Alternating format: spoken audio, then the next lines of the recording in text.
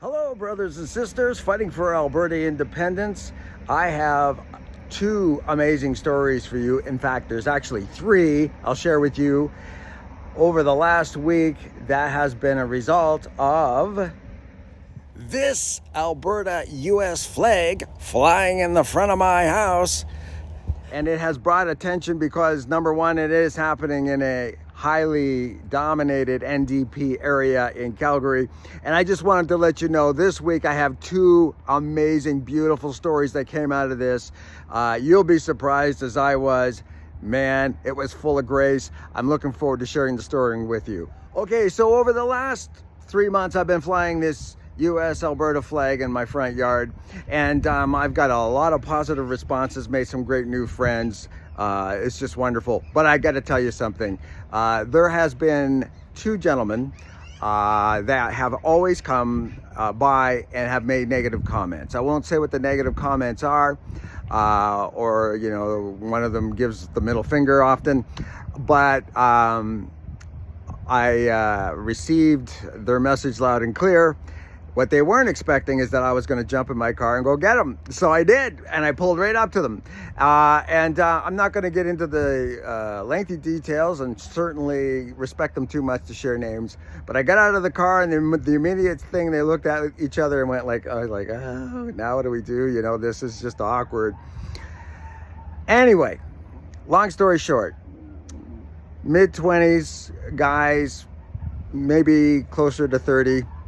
And I introduced myself, shook their hands, and immediately took down, the anxiety level. And then I got into it. I said, I just wanted to share with you why I got that up there. And I explained that I was 25 years in the military.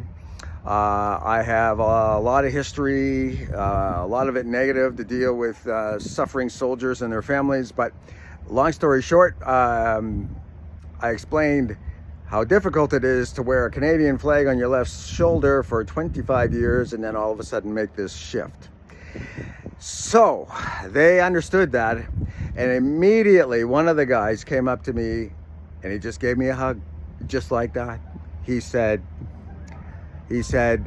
my family had been over in Afghanistan, and he also said he has a history in his family of fighting the United States at the time, many, many years ago, when the U.S. was going to overtake Canada. But anyway, so long story short, we had this amazing discussion, sharing things from both sides. They both appreciated me.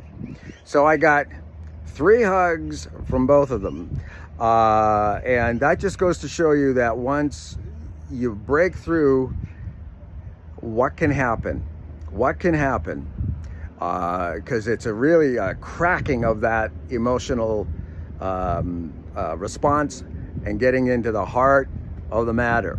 Another one is with a neighbor, baby boomer, and always voted conservative, and is unfortunately a typical conservative in Alberta who has always wanted to vote conservative and expect something different to happen.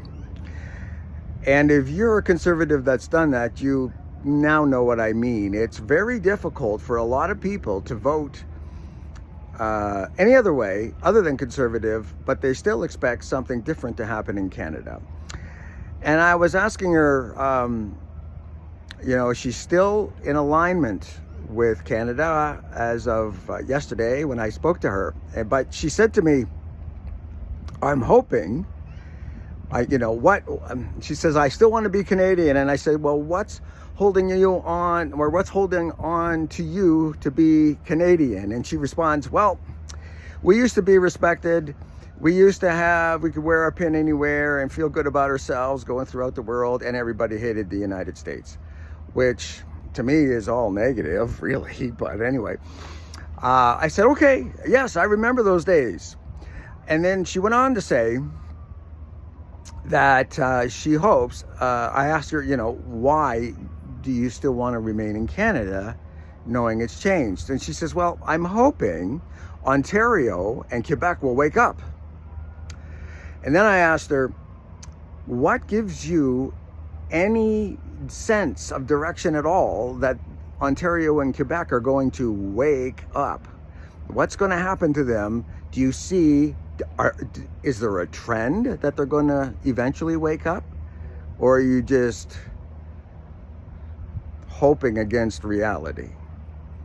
And that was the one that got her. She right in there, and she realized, yeah, I'm probably hoping. I'm hoping for the return of, as I often joke and say, the littlest hobo, the beachcombers, the King of Kensington, all those old shows. The old Canadiana somehow is going to become back. And you know, the reality is, that's not the Canada we live in anymore. So she assured me that she was going to go home and think about this. So those are two beautiful stories brought about by a trigger from a U.S. flag. And both of them asked me, why this U.S. flag? And I essentially said to them, you know, I could put up an Israeli flag or a Palestinian flag or a Puerto Rican flag.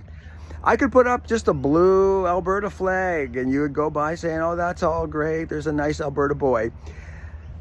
But, and I could even probably put up the Canadian flag with the pride colors and a marijuana leaf in the middle, and they would still say, oh, I don't like the flag, but, you know, whatever.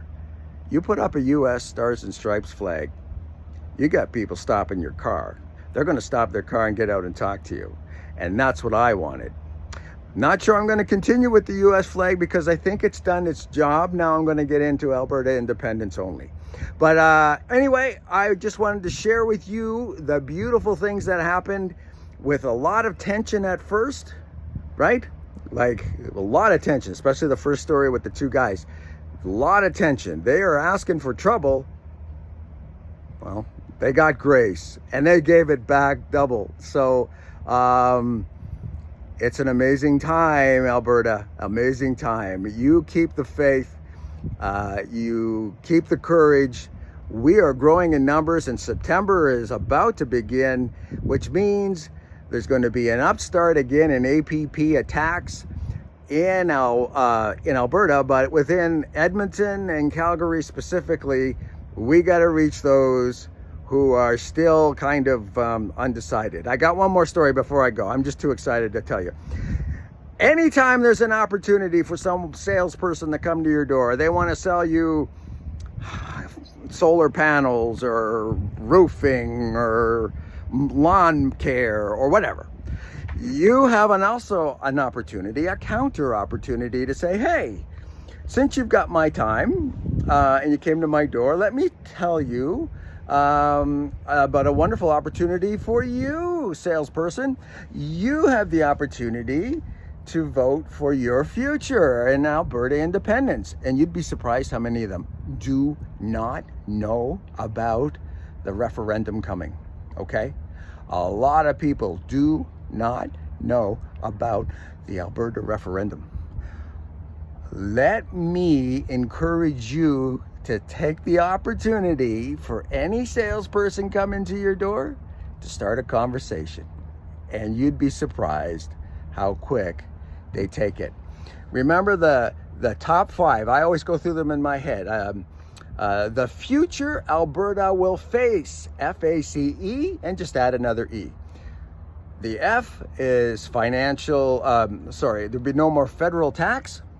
Right, there's the F. Alberta Constitution is the A. We have our own constitution reflecting our morals, values, and desires.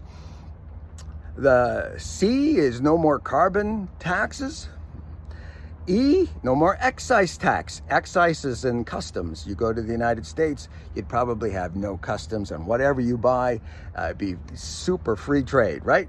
And finally, the other E is no more, oh my gosh, it just escaped me.